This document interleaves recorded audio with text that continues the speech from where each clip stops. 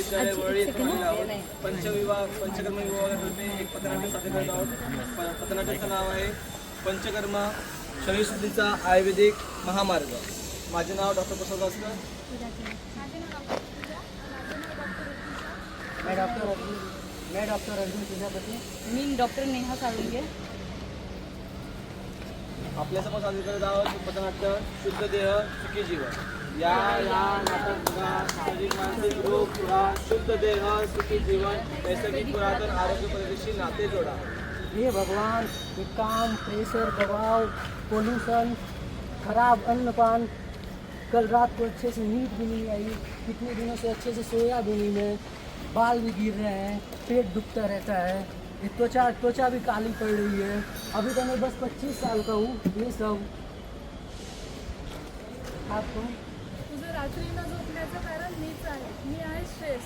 अजून घे स्ट्रेस, अजून P coffee, forget your health, just work hard and hard.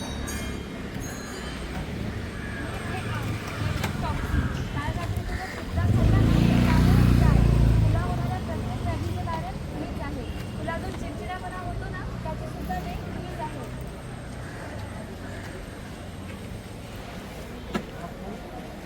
मी आहे Ayurveda, the ultimate science of life. बाळा, तुला पिल्स, कॉफी किंवा औषधाची नाही, तर तुला देहशुद्धीची गरज आहे। ती तुला आहे पंचकर्माची गरज आहे। पंचकर्म जुनी पुराणी औषध, तेलाने मसाज आणि तेच नाही, पंचकर्म म्हणजे फक्त तेलाने मसाज किंवा अभ्यंग म्हणजे नाही। पंचकर्ममध्ये म्हणजे तुमचा pure detoxification of your body आहे। पंचकर्ममध्ये आहे वमन, विरेचन, बस्ती, रक्तमोक्षण आणि नस्यही। आपण वमन नावाचं एक पंचकर्म आहे, त्याविषयी थोडीशी माहिती बघूया। वमन म्हणजे काय की ज्यामध्ये रोज शाळेत आपण त्यांना बाहेर काढतो। मग नॉर्मल उलटी आणि वमनमध्ये फरक काय आहे की वमनामध्ये आपण औषधी युक्त काढे पाजून रुग्णांचं वमन करतो। मग आपण वमन कोणत्या रुग्णामध्ये करू शकतो की ज्यांना कफाचा त्रास आहे, ज्यांना जुनाट सर्दी असेल, किंवा ज्यांना त्वचारोग आहेत, ज्यांना सोरायसिस किंवा एक्झिमासारखे आजार होतात, किंवा ज्यांना अस्थमा पण असतो, अशा रुग्णामध्ये आपण वमन ही पंचकर्म करू शकतो। वमन केल्यामुळे रुग्णांना कुठले फायदे होतात की वमनामुळे ज्या रुग्णांना त्रास आहे तो त्रास त्यांचा बरा पण होता।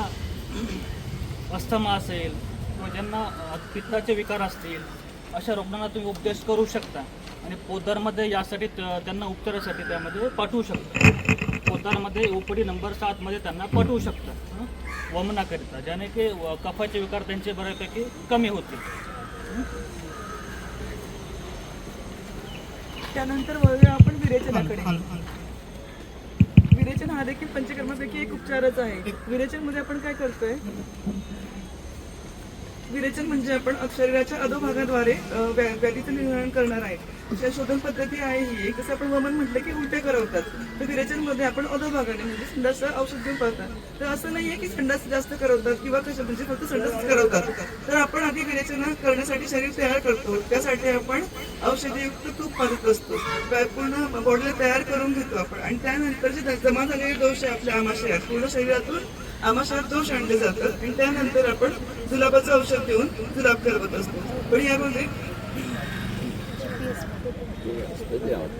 पण यामध्ये जसं जुलाबानंतर आपल्या दोषात शरीरामध्ये जळल्यासारखं वाटतं, पण विरेचनामध्ये उलट तुम्हाला ताजेतवाने वाटणार नाही।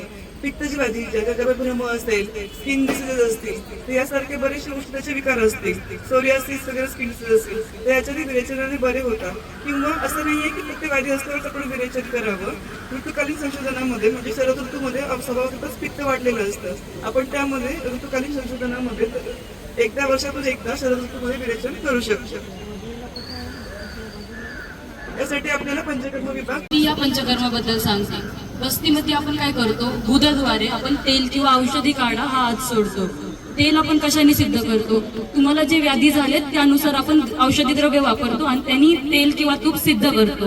आता ही बस्ती जी आहे ती वाताच्या विकारांवरील श्रेष्ठ ट्रीटमेंट आहे। वाताच्यामुळे आपल्याला कुठले कुठले रोग होतात? हाडांचे रोग, हाडांची झीज, कंबरदुखी, ह्या सर्व व्याधी बस्तीमुळे ठीक होतात। रक्तमोक्षण बद्दल मी तुम्हाला सांगते।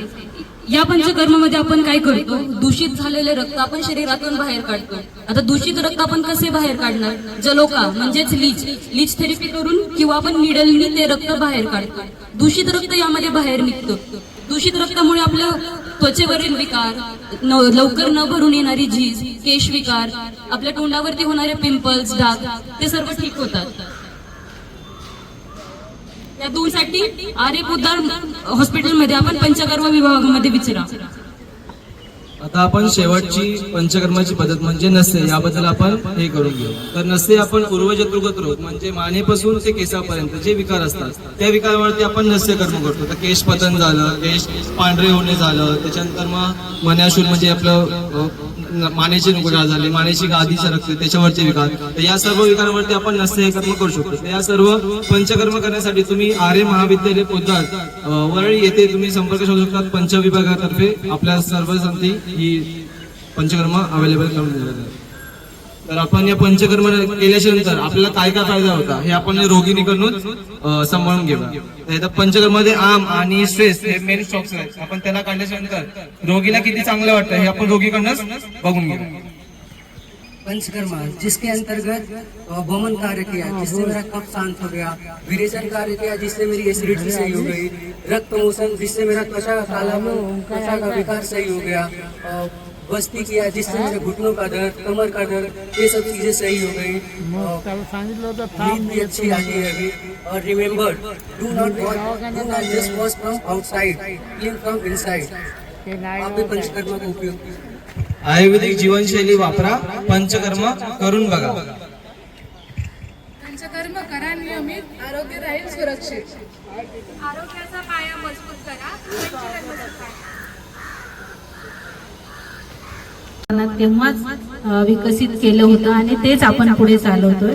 त्यामुळे तुम्हाला जसं बाहेर जशा सगळ्या शस्त्रक्रिया होतात, जसं अपेंडिक्स आहे, पोटाची हर्निया, इन्व्हायरल हर्निया किंवा नाभीचे हर्निया, असे